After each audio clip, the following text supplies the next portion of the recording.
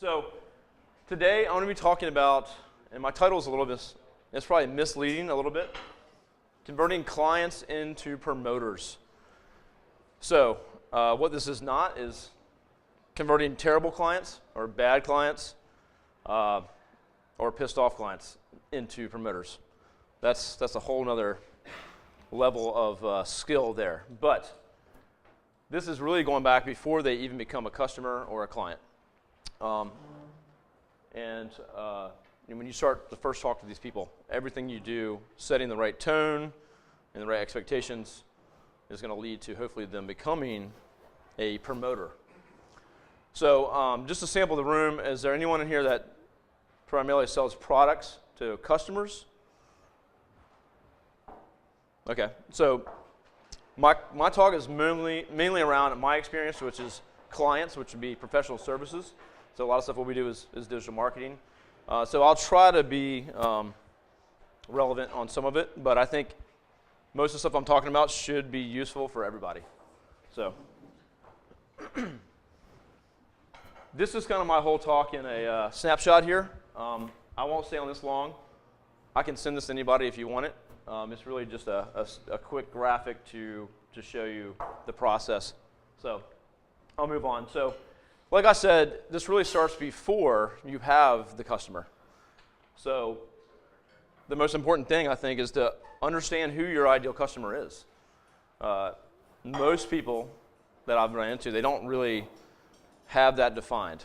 And so they'll just sign on anybody. And you start this relationship with probably a customer that's not a good fit. So first off, identify your ideal customer. Make sure you have a service that's going to support their needs. Make sure you can get them results. And then make sure they can afford it. We've probably all signed clients that they can just afford it at the time, and then a couple months go by, and they say, hey, I really can't afford this, and I feel like I signed a deal I shouldn't have. So that's not going to work out well for anybody. So again, start before they're a customer. So if you get a lead that comes in or a referral, you want to respond immediately.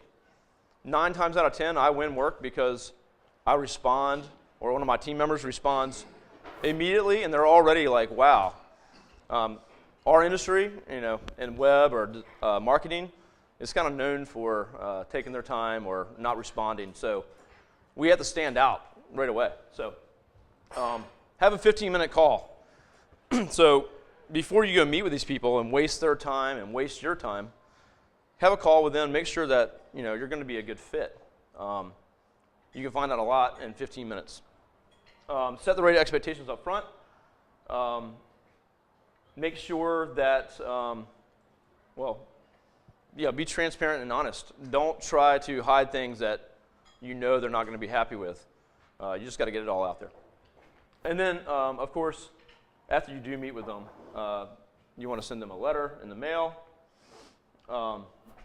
So, really just on the ideal client. If you get there and you finally do meet with them and you feel like, it was worth the meeting, but then you find out that it's still not the perfect fit or there's not something that's going to work, don't just push the deal or feel like you're going to push the deal on them. Don't sign them. Okay, so after you do sign them, that's when the real work begins. Just because you got a signed deal doesn't mean you just, go, hey guys, I got a signed deal, I'm going to move on to the next client. You want to send them a handwritten letter thanking them. I know with us, we'll have Eric send a letter. So he doesn't even know these people. I signed the deal. He'll send them a personal letter. We'll find out about them. And we'll also introduce or inform the whole team. So Jamal, our project manager, everybody on our team, we're going to inform them and say, hey, I just signed on with this new client. Get familiar with them. You're all going to meet them soon. So obviously celebrate the wins. Bring your team in on it. Have a little dance or whatever you want to do. And then start preparing for onboarding. To me, this is probably the most important thing, is onboarding. I think for years we haven't had really a process for this, and it's the most important thing. If you screw up billing, or you screw up project timelines, or anything gets off to a rocky start, you're already making that client, less of a promoter. So I actually have 2 slides on onboarding because it's quite lengthy. You want to capture the moment, capture in the meeting with the client. Take pictures, take videos, share it on their social media and on yours. Never be late to a meeting, of course. Make sure you confirm where the meeting is going to be if you're having a kickoff. We've had that happen in the past. We thought they were coming to us, and they were thinking we came to them. So avoid all those issues. So be like Flash over here. So don't just be on time. Have urgency. You want to exceed the timeline. So you don't want to say, hey, it's going to be due next, we'll have this done next week. We'll have it done in 5 days or 4 days. That's going to, excite them. And then surprise them with extras. This could be an extra service. For us, it might be recording a video for them that they didn't even expect or pay for.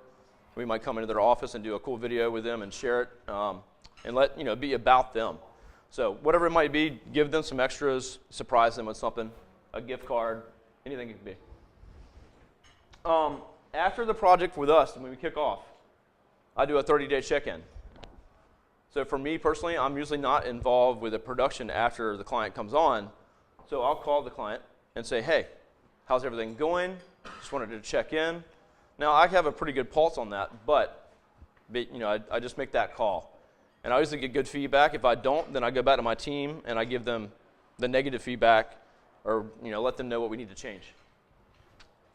If anything does happen, lessons learned, have a meeting with their team, talk about what went wrong and how to fix it, and then let the client know that, and they'll respect that. They gave you business, try to give them business. Offer them a referral. Everyone here should be able to refer somebody.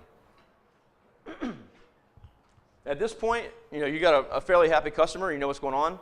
You can ask them for a referral. Ask them for a testimonial. At this point, you can ask them for something in return as well. And almost every time for us, they're going to say, no problem, we're going to do this for you. Beyond that, 90 days out, we do a full business review. So we look at how's our business working with your business, and how can we do things better? What's our strategy for the next 90 days? If we sign a 1 or 2 year contract, we want that to be a 10-year contract. But we have to, every quarter, measure the relationship with that client.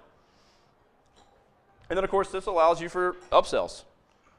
We just had a meeting with a good client the other day, and it's a 90-day review, but they need more. So now we sit down and we strategize, and we end up doing more for them. A big takeaway, I would say, is a good start for everybody here is a net promoter score. So we use this to measure how we're doing. These are the only 2 people, the 9 or 10s are promoters. Anything else, they're not going to refer you, they're not going to talk about your business, they're not going to be your marketing team for you. This is really hard to get these people up here. So I could talk more about just this, but I would say look up Net Promoter Score. You survey all your customers with a single question. How likely are you to refer us to a colleague? And with that single question, they're going to rate you. And world-class companies are 70%, I think, something like that. So really, that's the end of my talk. So my takeaways are focus on your ideal customers and really take care of them. That's the bottom line. Make sure you have a solid onboard process. Exceed expectations, always, of course. Over-communicate. No one's going to be mad if you call them and tell them about something over and over again or check in. Give back. We send out a gift card, send out a book, send out a thank you card, things like that they don't expect. And then, of course, you got to track and improve on the relationship. Again, this is not really, if you have a really mad client or a bad client, maybe you look at phasing them out. Say, this is not a fit. And we've done this. We've dropped a few clients that we're not the right company for you anymore. And so sometimes you have to cut your losses. It's going to be better for them, refer them out to somebody else. And your company's going to do much better for it. So that's all I got. So I appreciate it, guys.